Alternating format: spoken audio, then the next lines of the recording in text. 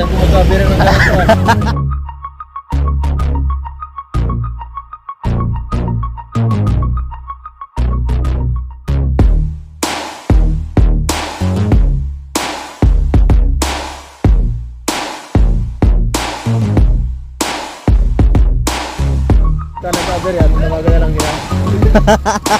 Huwag kang matakot, pambira. Yun mga kalingap, shout out sa inyong lahat. Good morning, magandang tanghali, hapon, gabi sa ating lahat. No guys, dito tayo ngayon at galing tayo sa lighthouse. Buti nakauwi na kami. Sasakyan ni Papa Eds may problema. Siyempre tayo agad ang tinanungan. Salamat sa tiwala kay Papa Eds, no. To the rescue muna tayo ngayon guys. Sabi ko dalhin doon sa pagawaan kasi sabi ko pag gumamit ka ng ilaw niyan tumitirik, no? Meron kasi siyang inano sa atin. Ayan oh, nag-message si Papa Eds. Kuya, paano to? Battery yata lobat. Tapos tinawagan ko guys kung ano ang gagawin. Sabi ko wag mong ipilit yan kasi ang ano kasi noon hindi nagkakarga ang baterya. Pag gumamit siya ng ilaw malulubat yun at hindi naman nagkakarga yung alternator guys. Kaya gagawin natin, pinadala ko doon sa paggawa. Puntahan natin ngayon at para matingnan kung ano ang problema, no? Ayan o, kare-reply lang yan. Dito pa kami sa Altia, puno, ang dami na paayos. Pupuntahan ko yan, no? Sabihin ko guys na punta ako.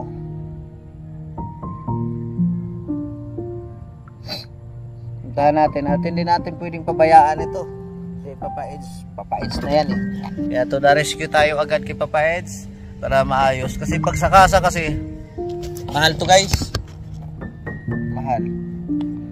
Kaya reply siya sige. No? Tama-tama din at wala kaming nauwi kaming maaga kasi pahinga. Dahil biyahe kami ng Gumaka mamaya. Yan ang oras, alas 2, no? Kaya tara, let's go. Puntahan natin si Papa Eds, guys. Alam nyo na.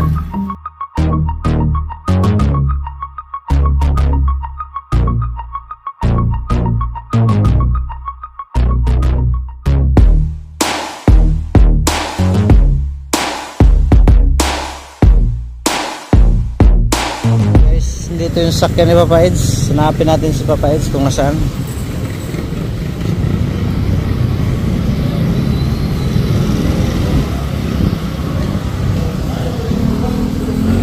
Pala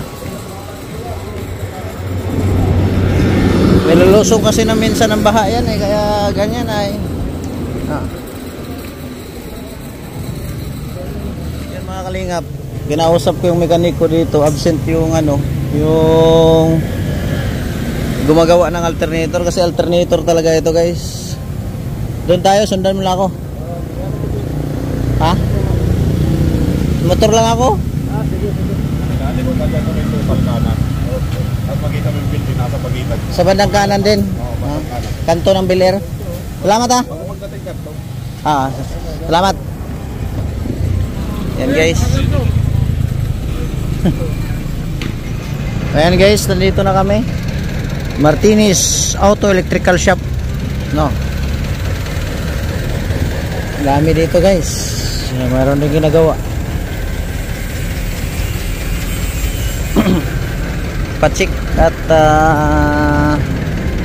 kailangan para hindi problema sa Papa Eds. Buti na itanong ko doon guys na dahil wala pala yung electrical nila mag-antay sa wala, di ba? Guys, problemado si Papa Eds. Yun. Wag.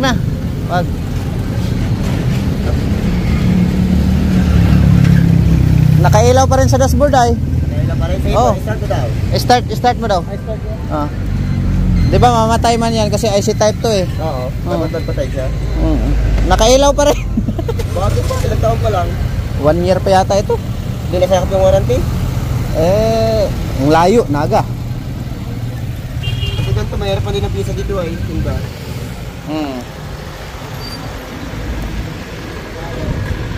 Aboy.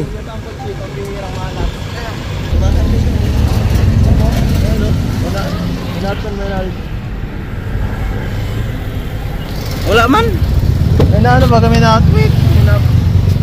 Na ganto-ganto. Di ba yan? Nakalakas na din po. Ay, nag blink. Ayan oh. Nakapag ma-start, hindi naman dati na tweak. Oo.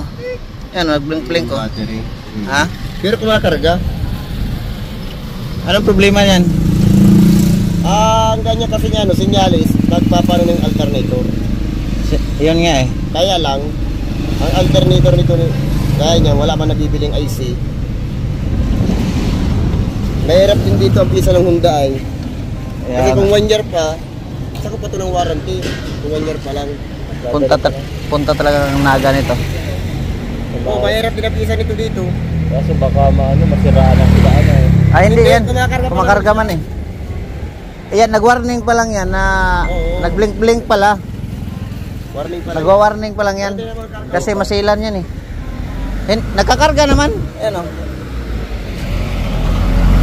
Oh. 1450 pa, kagandahan pa yan. Iyan mo na lang kasi pag ginalaw natin yan, mawawalan ka ng warranty niyan. Oo. Kasi 1 year pa lang naman pala yan.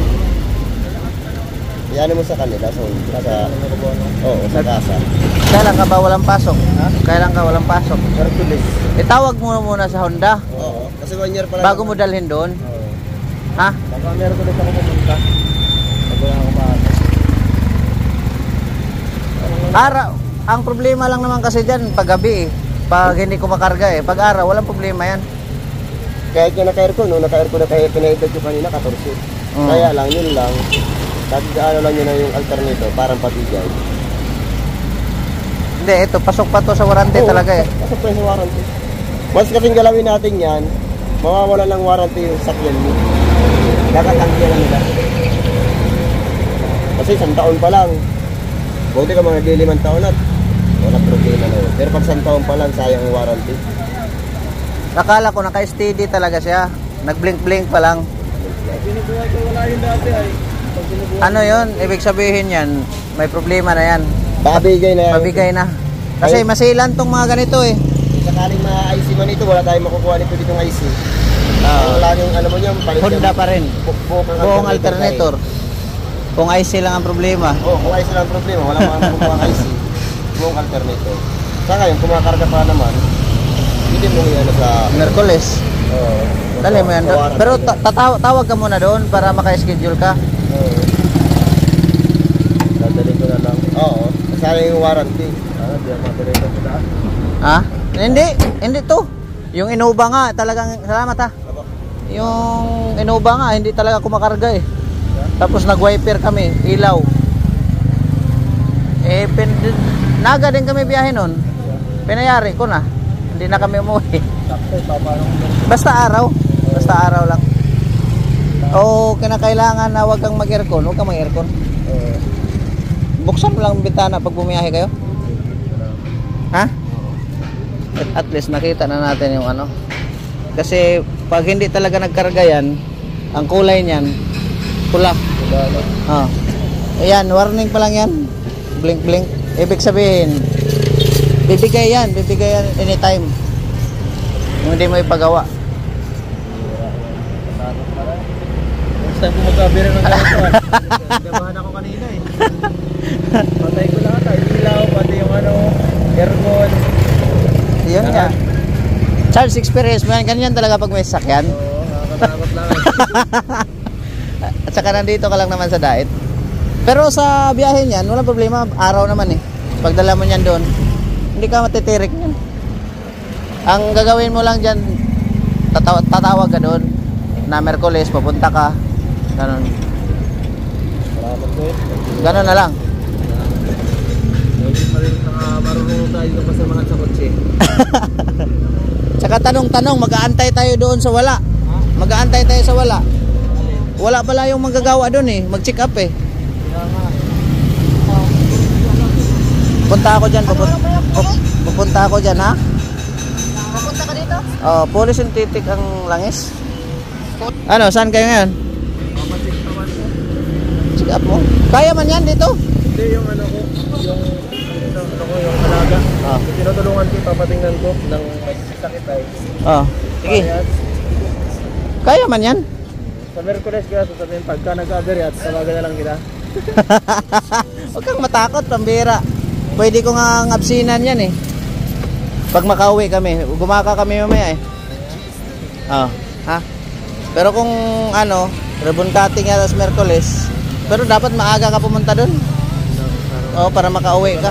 Kasi pag alanganin, baka kanabuka mag-hotel ka pa doon. Hindi, saglit lang yan sa Honda kasi kung kinakailangan palitan buong alternator, palitan nila agad yan. Sige, tuloy na ako. Ah, sige. Yan guys, tuloy na tayo. Dalhin na lang daw ni Papa Ed sa ano, kasi para maging maayos na, no? Yun mga kalingap. At dalhin na lang sa Naga dahil under ano pa naman warranty, pero at least napatesting natin, no? Medyo kinabahan si Papa Eds dahil first time niyang maka-experience ng ganong sistema, no? Okay yan Papa Eds, kayang-kaya yan na ibiyahe, travel doon para maging okay na, no? At to the rescue lang tayo kung ano man ang mga problema. Yun, nagawa naman natin dahil first time talaga ni Papa Eds. Ano talaga yun, maano sa experience, wala pa siyang experience. Kaya maraming salamat sa inyong lahat and God bless, mabuhay. Kita-kita tayo sa next upload natin. Maraming salamat sa upload natin lahat. Babush! Goodbye!